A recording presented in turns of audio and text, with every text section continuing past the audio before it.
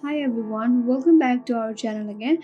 This is Mikhail here, and on today's video I'm gonna show you how to check your Facebook login device. So without any further ado, let's proceed. First of all, you have to launch the Facebook app on your device. Once you open that, make sure they are logged into your account. After that, tap on the three-line icon that you will see at the upper right corner of your screen. Once you land on this menu page, now again tap on the settings icon from the upper right corner again. You will land on the settings and privacy page. From here, but before that, if you haven't subscribed our channel yet, make sure you subscribe, like and hit the notification bell icon so that you may get further updates from our channel. Now back again. Once you see this interface, from here under the account section, tap on password and security. Once you tap on there, you will see this interface, and on this interface you will see where you are logged in. That will show all your Facebook logged in device. Simply tap on see all, and in here you will be able to see all your Facebook logged in device. So this is how you can check Facebook login device. I hope this video helped you, and thanks for watching this video. I will see you on next tutorial.